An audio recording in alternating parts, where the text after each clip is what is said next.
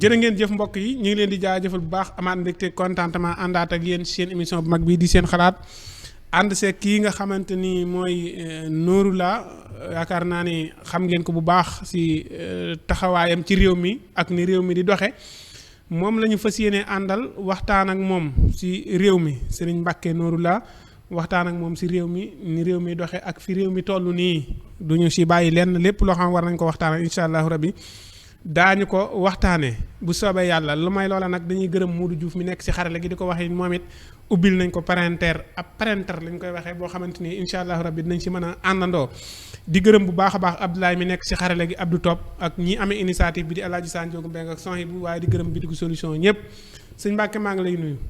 waaw maa ngi lay delloo nuyoo Baye Assane. di nuyu waa kër gi sa gaay yoo nga xam ne ñoom nga baaxoo di àndal. ku ci mel ni Alaaji Sanjoogu di nit ku baax di nit koo xam ne it ab taxawaayam ci réew mi ñëpp a ko rafetlu ndax bët bi ñu ko daan xoole démb ak fi mu dox ba yegg si fi képp ku xam nit da nga ko wekk da nga ko warmaal ndax boroom xam-xam la boo xam ne dafa yaatal xam-xamam ci intelligence ci di ko waxee ci forme boo xam ne kenn ku ci nekk dina ko mën a déglu dégg ci dëgg ba pare di nga ci am mbégte xol di sant it soin bu moom it koo xam ne ba mu dalee wax ci réew mi ka dox ci réew mi booba xamaguñ ni yii yëpp dina fi am dëgg la moom ba mu tàmbalee wax ak di jàjje ak di delloowaat ndaw ñi ci ni ñu war a mel loola ba ma koy suivre boobu du tey ànd ak yow mii nga xam ne phénomène nga ci biir phénomène yi ndax indi nga lu ràññeeku ci géew bi ba pare sénégalais yëpp ànd ko ak yow sénégalais yi di la bëggee di la safoo ma di leen sant it di leen gërëm ci dalal gi ngeen ma dalal fii ma am occasion pour mën a waxtaan ak réew mi di nuyu bépp sénégalais ak fu ñu mën a nekk ci biir réew mi ak ci bitim réew jërëjëf kontaan nañ bu baax a baax si nuyoo bu matale boobu yi wax dëgg yàlla moom miit yaakaar naa ni yéen a nga koy siifur si plateau yu bëree bëri waaye ak lu mu jàpp-jàpp xam ngeen day xëy suba gi nekk si yitte yi teyit ni ma koy waxee émission yu bëri nit ñi dañ koy wax mu leen di jàppal ay date ak di leen jàppal ay bis waaye moom su ma nekkoo solution mu ne ma solution moom jurul sax tàggoo bu la neexee si bis bi sax nga woo ma ne ma ba sëñ Mbacke ñëwal léegi li may jàpp dama koy bàyyi ñëw ndax day kërug daara goo xamante ni su ma si toogee damay gis sama bopp ci li ma toog kon ñu ngi koy sant bu baax di ko gërëm sëriñ bi feet yi Sénégal noo gisee feet yi fi nekk nii feet yi naa ne xanaa bu ma nee feet yi ma ko duggaale si màggal yi ndax moom mënu wax si feet yi te doo dugg si màggal yi doy na waar doy waar goo xam ne Baye Assane réew a ngi nii moo xam ne képp ku ko bëgg a jiite ëllëg di nga jubbantiwaat mbir yu bari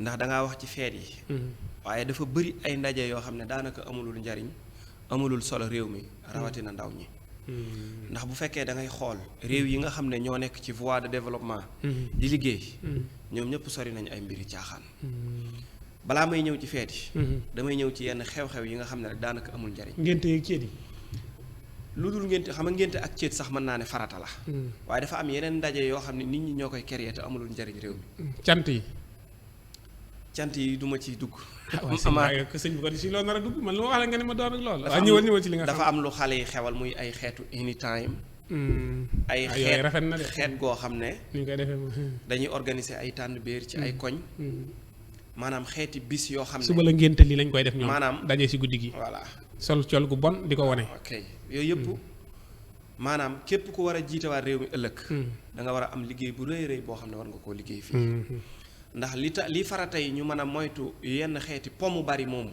day tardeel ndaw day tardeel am réew te gis nañu ne sénégalais yi seen wax bari na trop waaye farlu wuñu ci liggéey d'une part ndax kenn ku ci nekk xam ne ne xeeti po yooyu liñ ci mën a perte dafa bari bu loolu weesoo da ngay gis amul benn feet boo xam ne sénégalais dina ko moy te feet dama jàpp ne jour de la boo xam ne rek aji liggéey ji daf ci dallu pour mën a reposer xelam wala mu mën a xoolaat ay activité am wala mu noddanti nornor yi nga xam ne noroon na ci liggéeyam bu laajee mu bégal ci njabootam mu bégal ci ak njabootam waaye ñun folklore lañ koy def folklore mooy ay ndagar wale ay tëgg ay tànn béer ay bongo te buñ jógee di kaas ak di wax yoo xam ne ñun buñ delluwaatee ci suñu bopp war na noo defaraat suñu toogaay te képp ku war a jiite réew mi ëllëg loolu war nga ñu ci indil solution.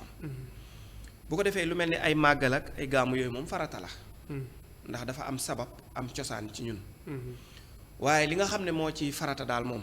mooy yenn ndaje yi nga xam ne daanaka amul lu solo ndax doo ko gis ci réew tubaab yi. tubaab bi bu weesoo weeru décembre bii. lu mel ni 24 ak 31 décembre doo leen déggaat ci beneen yëngu-yëngu taluñu ko sax. te ñun ñu ëpp ci sunu réew mi di 90% di ay jullit malgré ñun ak chrétiens yi bépp fête bu am ñoo koy bokk. lu mel ni korité ak tabaski ak 31 décembre ñun ak ñoom ñoo koy bokk. waaye boo xoolee jullit ñi niñ ci xëree financièrement. jullit ñi niñ ci xëree ci di organiser ay ndaje yoo xam ne. amaluñu njariñ. dafa dem ba ñun ñoo ci ëpp doole sax. ñi nga xam ne ñooy chrétiens yi. kon loolu li ñu ciy jànge mooy ñun xamuñu suñuy valeur. xamuñu lan mooy suñu culture xamuñu ñun ci lan war a insister. ak bu ñuy jël suñu alal di ko dépense ci lan lañ koy dépenser. sikkuma 31 décembre sikkuma fête 24. ndax ay bis la yoo xam ne boo ci defee lu rafet mu rafet waaye boo ci defee lu ñaaw it mu ñaaw. niki màggal boo ci defee lu rafet mu rafet waaye boo ci defee lu ñaaw lu ñaaw. ci nit ki rek lay dépendre. waaye daal li ma ci gis mooy. faaw rek ñu dellusiwaat ci sunu réew. ci xool sunu démb. xool mag ñi nan lañ formé woon dëkk bi ci organiser ko ci mu tege ci aw yoon. boobaa buñ delloo ci loola dina dëgëral suñu nekki ni tey. ndax fàcce sunu cosaanu démb ak sunu culture ak na mag ña daan doxe moo waral tey ñu xuus ci àdduna boo sori ci ba di doxe doxin woo xam ne li ëpp ci sunu temps daf koy jël te non seulement duñ ci gagné dara te daf ñuy tardeel boo gisee may insisté ci ki war a jiite réew mi ëllëg. war na indiwaat ay réformes. ci sénégalais yi ni ñuy fonctionner ci yenn xew-xew yi. ni ñuy manifesté woo ci yenn jotaay yi. ndax loolu gañewuñ ci dara boo xoolee étranger yi nga xam ne ñoom ñoo fi ñëw taluñu yooyu ci liggéey la ñuy nekk waxtu wu nekk. bu fekkee dañu ne suñu liggéey si réew mi dañoo sonn ci jafe-jafe yi ak xat-xat yi ak lépp li nga xam ne mi ngi fiy xew. ba pare buñ jógee ci loolu. fayee ko am po akum pecc. kon dafay mel ni li ñuy wax nekkul dëgg ci ñun. buñ bëggee développé nag faaw ñu wàññi caaxaan yi. ak pom yi te jéem a nag jublu ci liggéey Baye Assane. te jéem a jublu ci liggéey bi am na solo. léegi dañuy daal di duggaat ci waxtaan wi réew mi fi mu toll nii dañoo dëgmal ay élection ñu amoon ay 200 nangam ñoo xamante ni nee nañ dañuy laaj réew mi ñu wax leen dem leen wuti parrainage. yaakaar naa xaaj bi am nañ matal nañ. ba dem nañ déposé fii déposé seen xaalis ak ñi ngi xaar tey jii min wi ñu daal di tëj li nga xamante ñooy laaj baatu réew mi. noo gisee ñoom wàcc bi ñu wàccoon terrain bi laaj parrainage yi ak déposé beeg ñi ñu jot a gis seen tur ñu ni déposé nañ. waaw réew mi de dafa bari ay rëq-rëq. ci ni ñu war a organiser lu jëm ci ay élections. tàmbalee ko ci ki jiite réew mi jaare ko ci ay ministre am ku mel ni ministre de l'intérieur ndax bu ñu fàtte ne dafa am ministre de l'intérieur bu fi newoon. boo xam ne mën naa ne mboolem xeetu ministre de l'intérieur bu fi mas a jaar moo ci gën a yées. waay loolu mooy li am ndax dafa bari lum sacrifié fii ci dëkk bi. dafa bari ndaw ñoo xam ne da leen a sànq. dafa bari loo xam ne daf koo jël ci sunu temps ci loo xam ne amul woon njariñ ci di def ay discours yoo xam ne non seulement nit ñi dañ koo mujjee jàppe ak comédien. def ay organisation yoo xam ne di sant suñu police ak suñu gendarmerie yoo xam ne ñun lañ ca pertee ak lañ ca gaañ ci suñuy ndaw ak ndaw ñi jafe-jafe yañ ca am ba ñenn ñi dañoo mujj gàddaay génn réew mi am na ci ay notable yoo xam ne seen place ci réew mi rëy na rëy goo xam ne tey bu ñu fi toogoon mën nañoo jariñ réew mi loo xam ne wute naag ni mu demee tey ku mel ni Ngagne Demba Touré dañ ko exilé ku mel ni Ousmane Diagne waaw dañ ko exilé. Kona. dañ ko exilé encore Kona. bari na ñoo xam ne dañoo jàng ba am seeni diplôme war a liggéeyal réew mi. tey ci ak ayam Ibrahima Sall moom it. d'accord Ibrahima Sané. Sall di Moïse. ci jamono bi ko dem na. waaw ñu bëri dem nañ kay ñi dem mënoo leen a lim sax. ba pare. da ci am ndaw ñoo xam ne ñi fës rek nga tudd noonu Baye Assane. waaye daf ci am ñoo xam ne dañu jaar ci ndox mi. génn réew mi am na ci ñoo xam ne egg nañ ci réew yi tubaab yi am na ci ñoo xam ne dañoo des ci ndox mi. wallaay ku ci bu yàggul. mooy ku siiw kooku. Papito Kara bari na ñoo xam ne ni moom noonu la ñu sànkoo ci ndox mi. waaye ñàkk siiw moo tee ñu xam leen. wallaay dëgg la bu yàggul bari ñi lu tolloog 200 nangam personnes. des ci ndox mi. wallaay dëgg la te loolu yëpp bi muy am ci kilifteefu Antoine Félix Diome boobu di ministre de l'intérieur ci xew-xew yooyu ci loolu la amee réew mi nekk ci situation boo xam ne ay biis beeg maa ngi gis gars yi di ko fàtte naan biis bi mu waxoon ak nangam di ko istati démb ba tey ñu ngi koy fàtte boobu ba léegi nit ñi ñu ngi koy fàtte ndax ay xew-xew la yoo xam ne xew na ci année 2023 bientôt ñuy dugg ci année 2024 kon war nañ ko fàttali te yooyu yëpp boo dee xool tey jii nii ci ngay xamee ne ndekete gars yi démb ay théâtre lañ doon joué yoo xam ne épisode par épisode la kon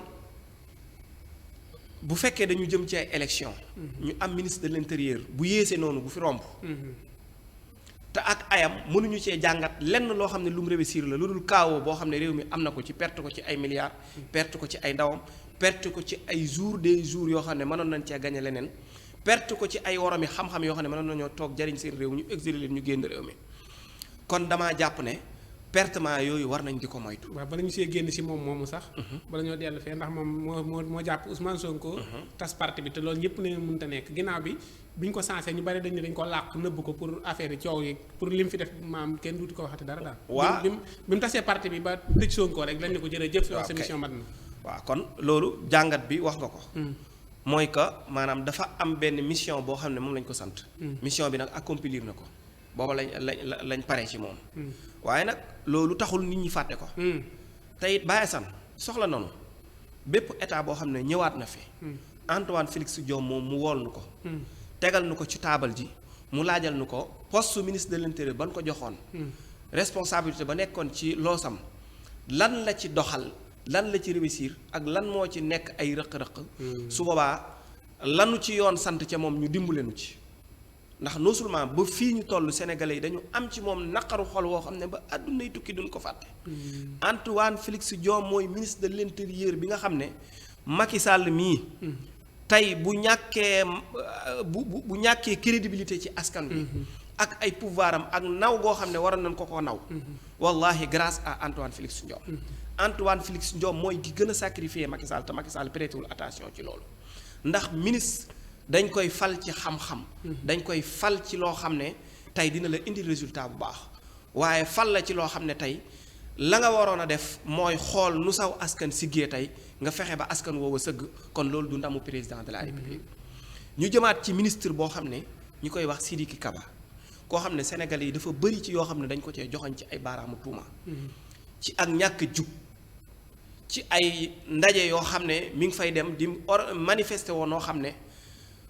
baaxoowun di gis ci ab sénégalais bu jub bu melokaan woowu te biñ ko falee ba léegi kenn déggu ko kon gisu ko. te soxla nañu un ministre de l'intérieur bu jiitee Sénégal gi muy taxaw nag di dénoncer ak di leeral fan la toll ci liggéeyam. bientôt ñuy jëm ci ay élection fichier bi kenn xamagul lan moo ci nekk. candidat yi tey par exemple kenn ku ci nekk demoo ci lu leer. kenn ku ci nekk dangaa kanaf-kanafal dajale la nga jàpp ne. moom moo la mën a permettre nga mën a jàll ci élection yi rek nga dem déposer ko. tey bu ñu demee ba ci cëppaandaw gi tey ñu bari loo xam ne lu ñu ci war a corriger la te fekk booba c'est trop tard loola du démocratie. démocratie mooy nga taxaw wax ak saw askan ndax ci ay élection la ñu jëm.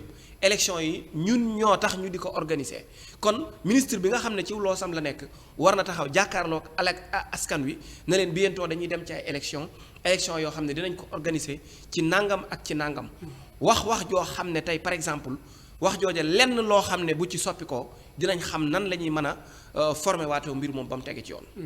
waaye ni ñu bëgg a demee ci élection man ànduma ci. nekk na élection yoo xam ne li ñu soxla ci ay élection mooy élection yu transparent ñi ngi commencé di ko salfaañe te loolu kaawoo la boo xam ne bu doy waar la ci réew mi. te ki ko waral mooy ministre bi nga xam ne moom lañ fal. di maître Sidiki Kaba. koo xam ne it doyul sénégalais yu bari. waaw ndax tàmm nañ bu ñu jubee ay élection li ñuy njëkk a soppi bokk na ci ab ministre de l'intérieur. nga xam ne day mel ni dañ koy fal ngir moom mu organiser seen élection yoo xam ne par exemple ñoom ci seeni bëgg-bëgg lay doon. agenda yañ koy jox ñoom ñoo koy xam. ñoom ñoo koy maîtriser. te loolu taxul ñu soxla ministre de l'intérieur bu mel noonu. lépp nag responsabilité bi ci kenn lay dellu. mu ci jiitu réew mi. waaw tey ku war a def attention la. ndax bari na ci ay ministre am ñoo xam ne abordé luñ ko dara dañ koo yàqal dañ koo noona lekk askan wi. ndax ay intérêt personnel. te moom bientôt mu dem bàyyi noog sunu réew kon nanu dimbale bàyyi nu ñun ñu tànn ñu nu bëgg ñu jiite ñu. du moom moo nuy tànnal Amadou Ba bañ ko tànnee ba léegi jëlul benn engagement ci taxaw wax ne fii laa bëgg a jële réew mi ak fii laa ko bëgg a jëme du ci discours. du ci mais est-ce que da ko wóoragut ba xam moom mooy doon candidat bi wala est-ce que wóor na ko moo tax ma ne tekk. waa xam nga ndax nit keet ñoom investir nañ seen candidat. waaye déggoo dafa amul ci seen biir. loolu firnde la ci ñu bàyyi sénégalais yi di tànnal seen bopp. ndax Macky Sall li mu def ci situation politique réew mi dafa doy waar dafa jéggi daya ndax dañu gis ne Pastef rek dafa dissoudre parti Pastef. mais ana PDS dissoudre nañ ko scientifiquement. ana PS dissoudre nañ ko scientifiquement ana parti réew mi bu Idrissa Seck dissoudre nañ ko scientifiquement. ndax ñooñu ak ASP ak yooyu yëpp. waaw ndax ñooñu buñ masaa toll fii daanañu xam seen candidat. daanañu xam élection yi ñu dëgmal lan moo ci seen taxawaay. Idrissa Seck kan moo ne la candidat la. déggoo ko gisoo ko. AFP kan mooy seen candidat PS kan mooy seen candidat. PDS kan mooy seen candidat amul lenn lu ci officiel. kon dissoudre gi ñu dissoudre Pastef la ñu gis. waaye fekk na lu jiitu ñuy dissoudre Pastef dissoudre nañ parti yooyu nga xam ne moom laa lim léegi. ndax amatul kenn koo xam ne leader la ci parti boobu ku mën a taxaw wax ñu déglu la.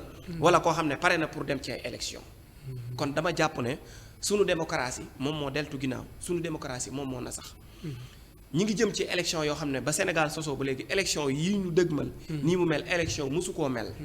ndax kenn ku ci nekk xam ne ni ñi jiite woon réew mi ku mel ni Abdoulaye Wade saa yu ma saa jëm ci élection képp koo xam ne mbër nga daa nga waaj ba jekk mu bàyyi la nga dem ci ay élection waaye ki nga xam ne moo ko fa wutu muy Macky Sall depuis mu toogee ba léegi amul benn élection boo xam ne taxaw nañ sur la table ñu gis ko mu organiser ko organisation boo xam ne bu transparent la ñi war a dem ñu war a gañe la ñu gañe ñu wax ne loolu la ñu gañe lu dul lu jiitu ay élection yu mel ni 2019 avant résultat yi gis nañ ne ñu génn wax résultat yi te loolu dañ ko interdire siis ba nga xam ne moo taxawoon di joxe résultat yi boobu ba tey kenn xamul ci moom ki lenn muy Demba Kandji kon mu mel ni ay tappale ci lañ nekkoon ay tappale ci lañ gañee élection yi te bu fekkee ci loolu lañ nar a jëmaat nag jàpp naa ne sénégalais yi duñ ko nangu li tax duñ ko nangu mooy Macky Sall day dem kon du moom mooy tànn ki ñu jiital kon soxla nañu ñi nga xam ne ñoom ñoo encadré suñu réew mi ñu mel ni police ak gendarmerie ak armée nationale ñu ubbi seen bët di xool lii di xew ci réew mi te xam ne lépp loo xam ne kaawoo la ci réew mi ñoom seen responsabilité day taxaw. am na solo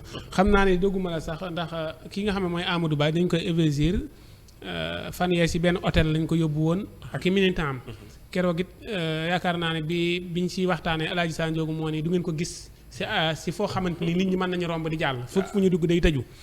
bi mu waxee loolu ma demaat stade amitié yi fii bi ñuy baskate ma rombaat ñoo xamante ni ñi ñëw di sol ay tiset wala ñu sol ay grand mbubb ay maire ki paa ñu leen di xool bala ñoo dugg si biir di fekk Amadou Ba si biir stade bi ñu ubbi stade bi.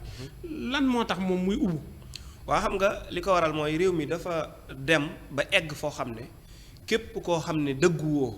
wala sénégalais yi xamuñ sa détermination. mënatoo fee taxaw sax di def discours. ndax li ngay wax ni man bis génn naa ci lu yàggul. gis parti bi nekk fii ci Colobane. ñu ne ñoom tey la ñuy def seen investisseur bu jëm ci Amadou Ba. mais ñama fa gis ñu daje fa ñëpp. ñu ngi leen recruter ci àllub Louga bi. ki def loolu mooy Aminata Mbengue Ndiaye.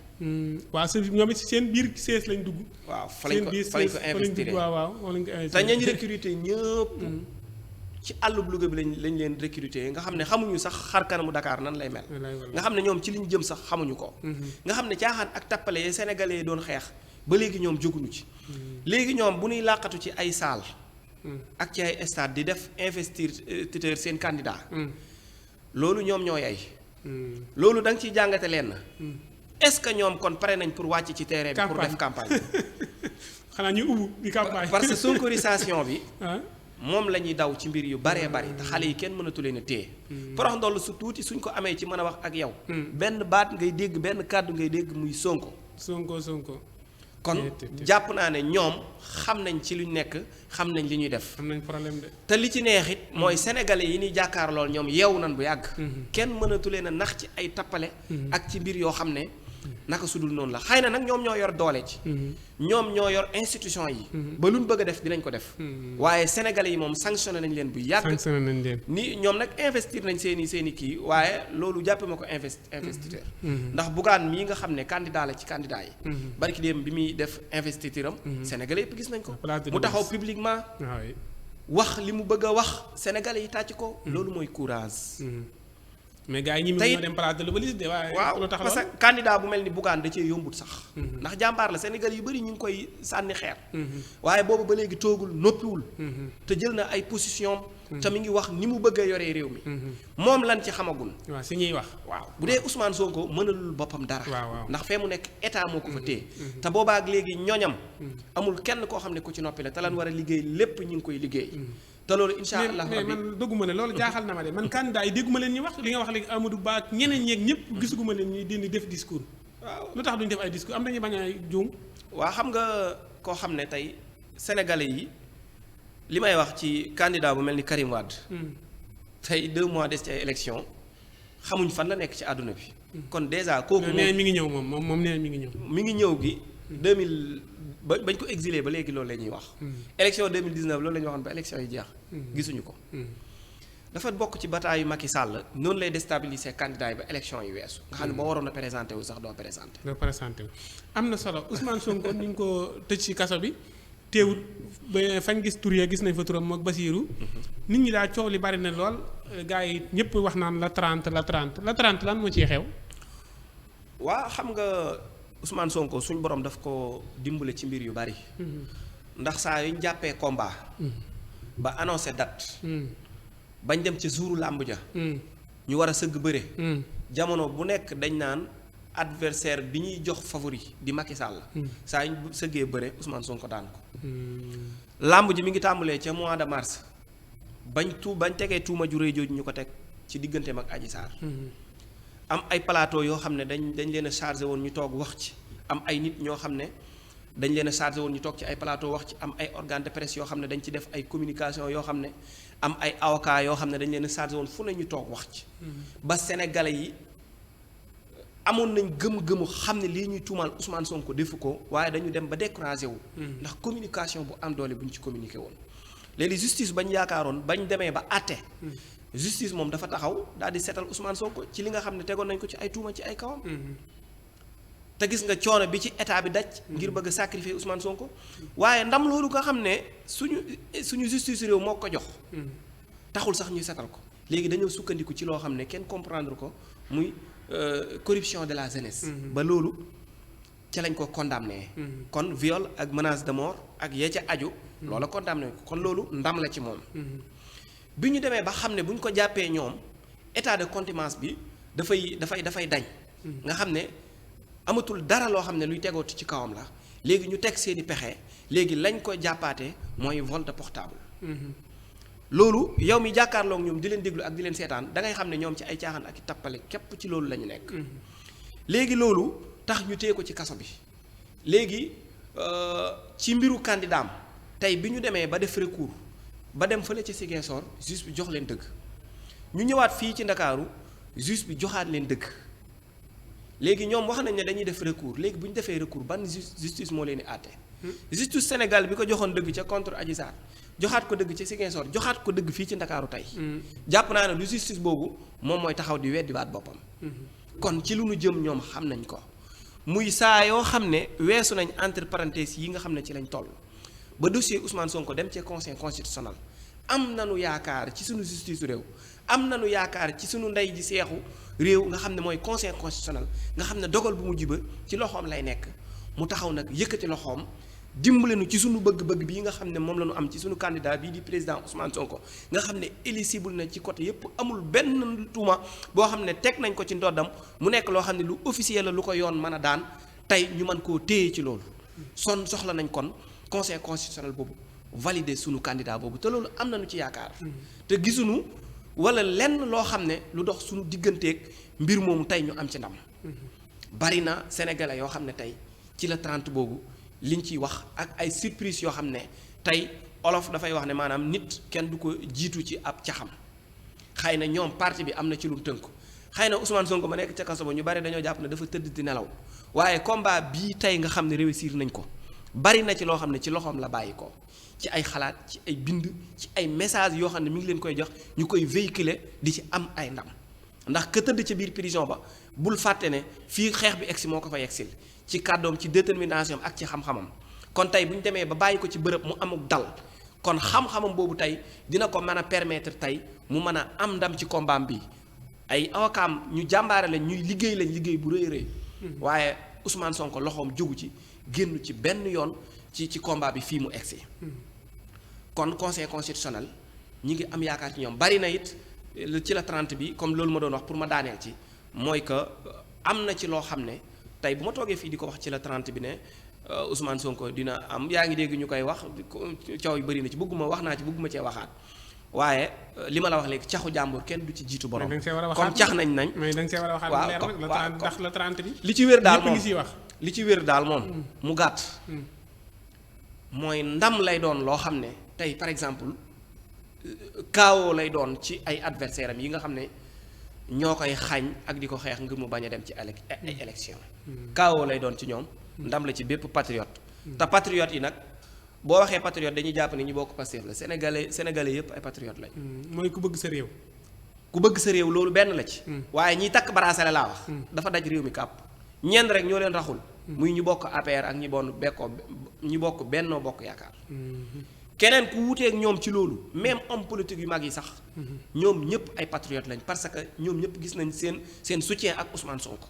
bari na ñu leen bëgg a jaxasee ak ñoom ak ku mel ni Ahmed Aïdara ay Bougane ak waaye ñoom ñëpp ñu ngi soutenir Ousmane Sonko. gis nañ Guirassy investir ko ci parti am. est-ce que dawul génn rek. maanaam am na ñoo xamante ni tey jii nañ def loolu ndax fu ñu leer na ne duñ dem mais bu kee demee ñu mën ñoo boolewaat ëllëg si seen biir ñu ni kii kat ginnaaw boole woon nañu nañ ci boole est-ce que du loolu rek. waaw loolu yëpp. gaa yi def loolu dana bari de. doy na waar doy na waar ci côté boobu daal moom bàyyi san waaye li ma ciy jàng wax rek mooy.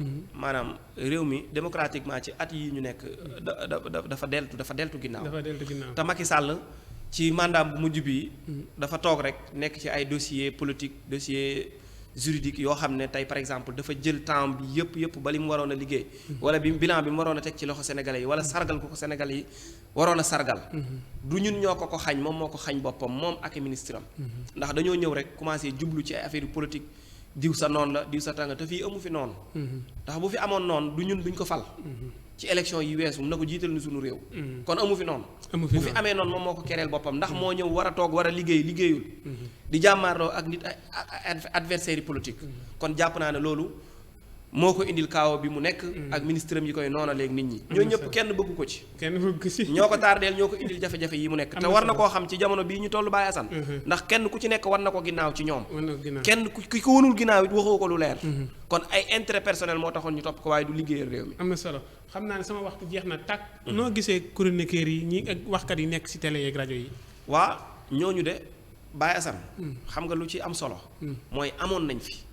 bari woon nañ fi waaye ndekete ñun xamuñu woon ne am nañ borom xam-xam yi ak waxkat yi ak ñu déterminé wu ñu xam nga kan moo leen génne. xam nga jamono bu nekk dafa am ku ne looy créer. Ablaye Wade bari woon na ay milliardaires yu mu fi créer. Macky Sall bari na lu mu fi créer ci réew mi. mooy ak noonoo gu tar. ak xeexante suñu biir. ak ay violence loolu la créer ci lu nu xam. ak mbirum justice yéegal ak wàcc. yenn sénégalais yi ci côté justice. Ousmane Sonko nag li mu créer mooy ay boromi xam-xam ay chroniqueur ay ñoo xam ne amoon nañ xam-xam ndekete. waaye amuñu woon fu ñu exploiter seen xam-xam bi. Ousmane Sonko nag may leen porte boo xam ne génn nañ di exploiter seen xam-xam boobu. gis nañ ci ay chroniqueurs yu bari yoo xam ne man ràññetle naa leen. ci at yii ñu nekk lu mel ni ñaari at yi nga mën a xam ne ñii ay boromi xam-xam lañ ñu mën a jariñ seen réew lañ. te xam-xam boobu yàgg na ci ñoom. ñu bëgg koo véhiculer amuñ fu ñu ko génnee Ousmane Sonko may leen occasion ñu mën a toog ci plateau yi tey. di défendre seen réew. ak di waxal seen réew. xam-xam boo xam ne tey état bi sax bu doon suivre plateau yi di ci sukkandiku dina mën a trouver ay solutions yu bari ci jafe-jafe askan wi. ndax lépp loo xam ne lu war a càmbar la ñoom ñu ngi koy càmbar ci plateau yi. gis naa ñu name ci ay nit ñu bari noté ci ay nit ñu bari. ku mel ni Sa Ndiogou nga xam ne phénomène la wax naa ko ci sama njëlbeenu émission. nga xam ne dafa indi lu bees tàq. ndax bët bi ñu ko doon xoole ak fi mu ñëw. tey kenn ku ci nekk xam ne Sa Ndiogou dépassé na ay mbirum comédie. moom ci jëmmi boppam nag. moom Sa Ndiogou dafa jot mu solaat meneen mbubb. moo xam ne day toog di waxtaan ak sénégalais yi ci domaine boo xam ne. lenn luy laal mbirum comédie du ci bokk. ndax nouveau am dépassé na loolu. sénégalais yi ñoo ko waxal seen bopp. ñoo dem ba falkol ci loolu. kon jàpp naa ne nag Sa Ndiogou loolu aw sas la. aw cax la woo xam ne nag war nga tëjuwaat sa néeg nag solaat meneen mbubb moo xam ne da ngay ñëw toogaat ak askan bi jàkkaarloo waat ak ñoom ndax soxla nañu ci suñu réew war nga nu taxawaay boo xam ne tey par exemple fépp fa gën a sori fi Sénégal war nga fay dem di fa mën a xam li xew war nga nekk conseil boo xam ne sax da ngay jàppale président bi ndax sa xam-xam ko li ma waxoon Cheikh Bara na ko sa xam-xam nag war na dépassé toog ci plateau yi rek di wax jot na nga sol aw dàll wala meneen mbubb moo xam ne beneen taxawaay ngay am nag ci askan wi yooyu daf fee bari lu mel ni plateau Seneweb bi boo ko dee siifur gis naa fa ku mel ni Serigne Mansour Sy Cissé Cheikh Ousmane Touré ay jàngatkat yoo xam ne seen xam-xam jéggi na dayoo te ay ndaw lañ nag boole ci waaw fekkoon fi mag ñoo xam ne ba Sénégal ba léegi ñoo fi toog di wax xam-xam waaye ndekete am na ñu leen supérieur ci wàllu xam-xam ñu fi nekk ñoo xam ne tey Ousmane Sonko may na leen occasion ñu génne seen xam-xam boobu muy lu am solo yawit ci jàngatkat yooyu nga bokk ndax yaa ngi koy defee ci domaine boo xam ne tey di nga jox sénégalais bi message bi mu bëgg a dégg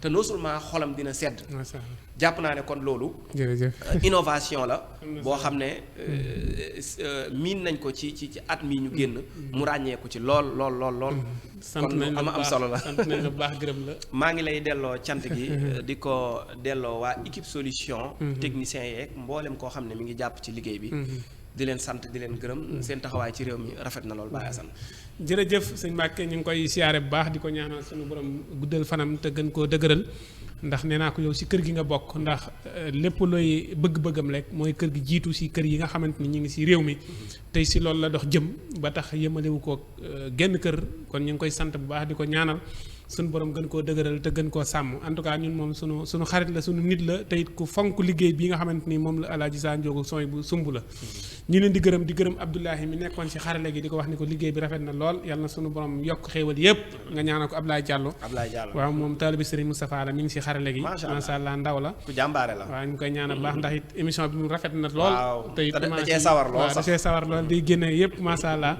ñu ngi koy ñaanal di ñaanal Abdou Top waaye di ko ñaanal moom Modou Diouf di gërëm ñëpp ñi nga xam ne ñu ngi ñuy bàyyi xel di wax ni ñiy commentaire ak ñiy dugal kër yi amuñu seen fay yal na yàlla fay leen seen xarit a ngi noonu Serigne Mbacke Nouroullah ba beneen yoon incha allah